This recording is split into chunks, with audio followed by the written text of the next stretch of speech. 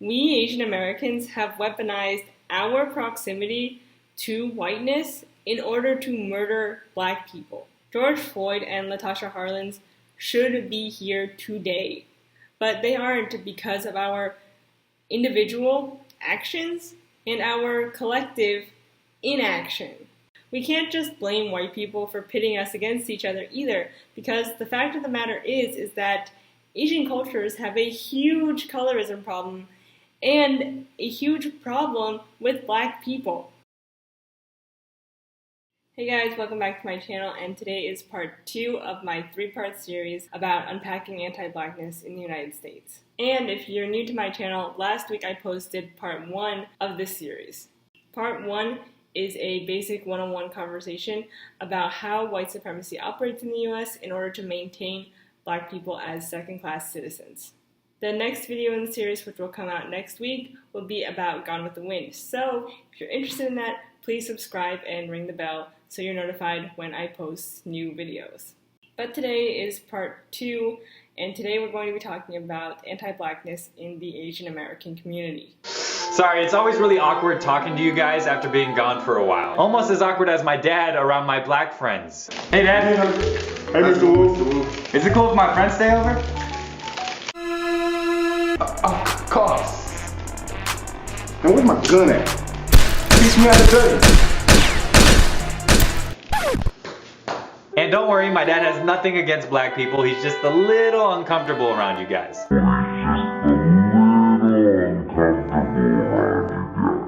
I post a lot on my channel about racism that Asian people face, but today I want to talk about the racism that Asian people take part in and perpetuate. Though I was adopted into a white family and grew up in a very white world, doesn't mean that I haven't seen anti-Blackness at play. Quite to the contrary, actually. When I was younger, I was very invested in becoming Asian American. I took traditional Chinese dance classes with both Chinese American students and Chinese American adoptees. I was friends with a lot of Korean American kids who were mainly children of recent immigrants, and after I graduated high school, I took part in a few Asian American clubs at my college. And even though I'm still seen as whitewashed by the community due to the fact that I grew up white, I am still Asian, and not enough of us are speaking out in support of Black Lives Matter. And I think that's for a few reasons, which I'll get into at the end of this video. But first I want to talk about how Asian Americans benefit from white supremacy and use our proximity to whiteness in order to subjugate Black people. And I've decided to structure this part of the video in a numbered list with 5 main points. So let's get started. So number 1, conditional whiteness. Asian Americans have benefited from white supremacy. Though Asian Americans face their own set of racist stereotypes and have their own racist history in this country, our model minority status given to us by white people is somewhat of a privilege. It means we don't get racially profiled by the police and that we can walk freely without someone calling the cops on us. For the most part, we're seen as non-threatening. However, as seen with COVID, our privilege is conditional. I said this in my COVID video, but there are so many Asian American people who for the first time were saying America is so racist and racism against Asian people in the US has been reawoken. Like, I don't think it was ever asleep. But that just goes to show how much white people have made us feel comfortable at the expense of Black people. White people only treat Asian Americans better than Black people, so we don't realize that they're full human beings. So that white people can create this culture war between us, so we Asian Americans don't empathize with their plight. And if you're an Asian American person who sees Black people as thugs, congratulations, you've successfully been turned into Uncle Sam's puppet. So Asian America, here is your wake-up call. Stop trying to claim whiteness and stand with Black Lives Matter. So fuck Tou Thao, the Hmong immigrant who stood by and watched and let George Floyd be murdered. And do not stand in solidarity with him or any other Asian American right-wing pundit I'm looking at you, Lauren Chen and Joey Gibson. So, number 2. Let's talk about colorism. Again, half Black Asian kids have it really tough. They're similar to adoptees in a way in that they are never fully accepted by either community that raised them. ちょっと簡単に教えてもらえますか？アメリカと日本のハーフで、国籍はでも日本で、生まれてからずっと日本の学校。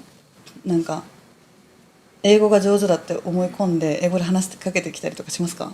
話しかけられることはそんなにないけど、話しかけたらノーイングリッシュとか言われたりマイカちゃんがどこの出身だっていうふうに思うことが多いですか？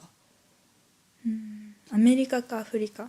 なんか普通に学校でマイカってアメリカ出身なのって言われて、全然ここら辺だよって地元だよ地みたいな。元だよ。 However, they're specifically not welcome into the Asian community for being Black.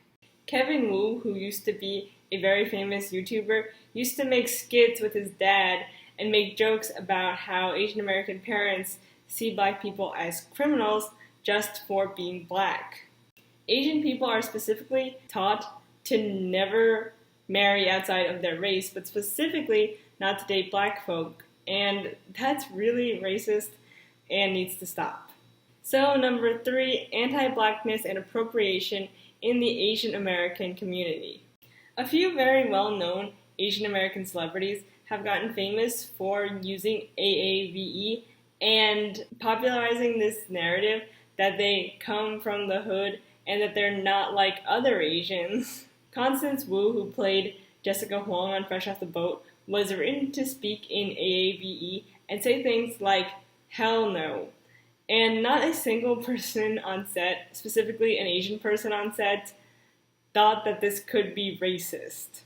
Awkwafina, who has been very quiet since the BLM protests started, has created this narrative for herself that she grew up on the streets and is ghetto, and uses AAV so much that it's downright uncomfortable. You're right. Damn straight I'm right. Fake Lin, I'm always right. But you can't swerve. I'm not gonna swerve, not for her. You're not a chicken. You gonna roll up to that way and you gonna be like, bok bok, bitch. Eddie Huang also claims street cred, uses AAV, and heavily identifies with Black culture even though he's not Black. And lastly, the Jabberwockies, who are primarily made up of Asian members, won America's Best Dance Crew for their hip-hop routines. They have one Black member, but they market themselves primarily as an Asian American group working to break the model minority stereotype. So why do Asian Americans feel this need to appropriate Black culture? I think it boils down to 2 main reasons. 1. Asian kids use Black culture as a way of acting out. To many Asian parents, the worst thing that they could possibly be perceived as is Black, aka the bad minority group. Asian Americans are very invested in staying under the radar, being the good minority, and that basically means just being as white as possible. And this can be a very oppressive environment for some kids, so they choose Black culture as a way to act out because it'll make their parents the most angry and it'll also help them shed the quiet and demure Asian stereotype. And let it be known that these stereotypes that some Asian people are so invested in breaking were created by white people. Just like how the stereotype that all Black people are loud doesn't exist in any way, shape, or form. So Eddie Huang and Awkwafina, you are wasting your time. So the second reason why Asian American people love to appropriate Black culture is because they want to do what's cool. And like white people, to them, Black culture is the definition of cool. And yeah, Black culture is awesome, but it's not for you or for us, especially when the creators of Black cultural products are mainstreamed to be for everyone. And even worse is that the Black creators of these products and trends are never given their check and proper dues. Black music and fashion can have an influence on you, but you can't go around sporting gold chains and using AAV and not say anything about Black Lives Matter and not interrogate how you, with your light-skinned mono-minority privilege, have added to anti-Blackness in this country. So number 4, appropriation in K-pop. K-pop is heavily influenced by Black American culture, from the music videos to street fashion. The looks that you'll see are taken straight out of Black neighborhoods in the US. Athleisure or streetwear, velour tracksuits, bucket hats, big sneakers, and of course, braids are all staples in South Korean high fashion. And this is very dangerous considering countries in East Asia are very racist and profile Black people as criminals, but are completely open and ready to accept Black culture. And it's not just fashion. South Korea loves rap. South Korean rappers are seen as extremely talented, but their influences are the originators of that music, Black people. And this is where the hypocrisy comes in. Many K-pop artists acknowledge that rap and hip-hop were created by Black people, but they still mock AAVE and Black people in general. And that's not even to mention that their wealth and status is piggybacking off of Black innovation. And this reckoning with racism in the K-pop fandom and K-pop artists being racist themselves is being addressed by much more knowledgeable scholars than me.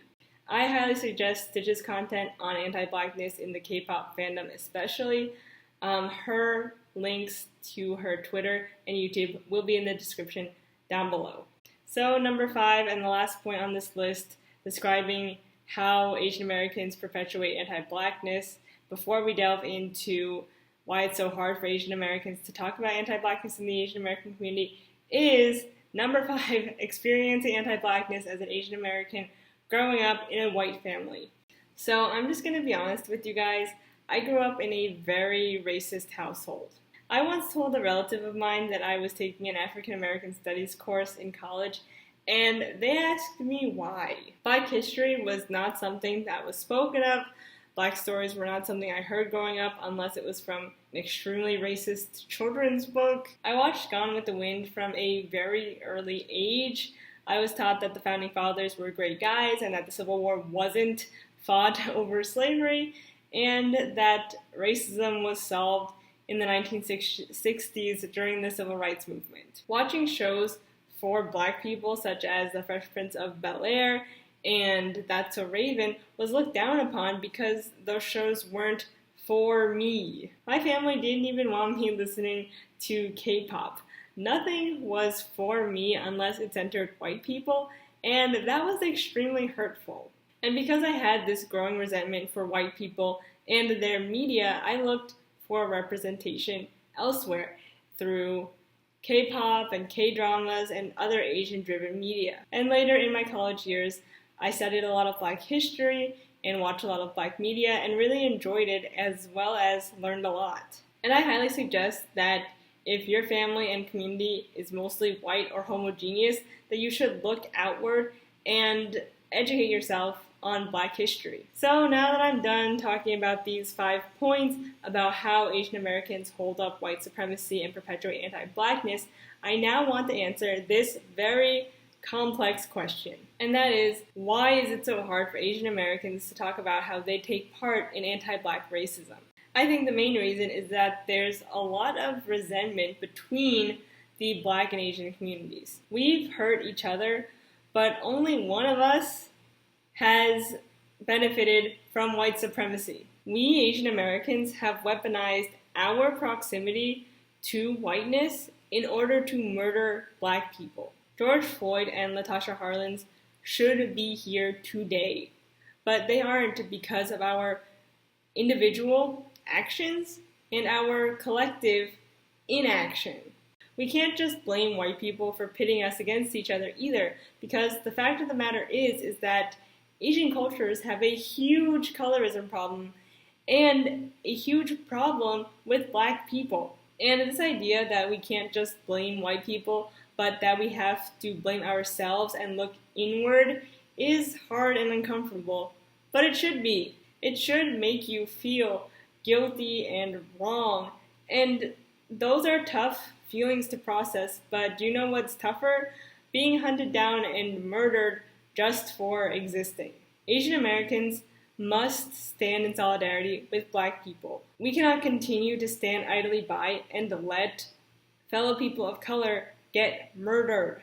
Our whiteness is conditional and not something that we should cling to. Our fight against the white capitalist patriarchy is the same, and we need to understand that. So that's it for this video. Thank you so much for watching. Please comment down below about what you think about anti-Blackness in the Asian American community. And please don't forget to subscribe and ring the bell to be notified about next week's video, which will be about Gone with the Wind and is the third and, for now, last installment in this series about anti-Blackness. So please like, share, and subscribe, and I'll see you all next Friday. Thank you again for watching. Bye.